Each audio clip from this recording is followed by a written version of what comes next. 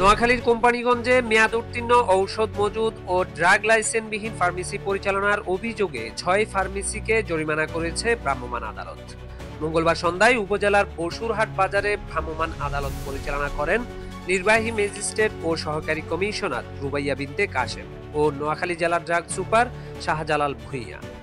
অভিযানে ভোক্তা অধিকার সংরক্ষণ আইন ২০০৯ অনুযায়ী মেয়াদ উত্তীর্ণ ঔষধ মজুদ, ড্রাগ লাইসেন্সবিহীন ফার্মেসি পরিচালনা ও ফিজিশিয়ান স্যাম্পল ডিসপ্লেতে রাখা এবং ফার্মেসিতে নিষিদ্ধ ঔষধ রাখার অভিযোগে ঔষধ ও কসমেটিক আইন ২০২৩ অনুযায়ী যথাক্রমে বসুরহাট বাজারস্থ জনতা ফার্মেসিকে ১০,০০০ টাকা, আবদুল্লাহ ফার্মেসিকে ৪০,০০০ টাকা, লাইফ লাইন ফার্মেসিকে ৫,০০০ টাকা, বসুরহাট ল্যাব ফার্মেসি অ্যান্ড সার্জিক্যালকে ১০,০০০ টাকা, হাজি ফার্মেসিকে ১০,০০০ টাকা ও এমদাদিয়া ফার্মেসিকে ৫,০০০ টাকা অর্থদণ্ড প্রদান করা হয়।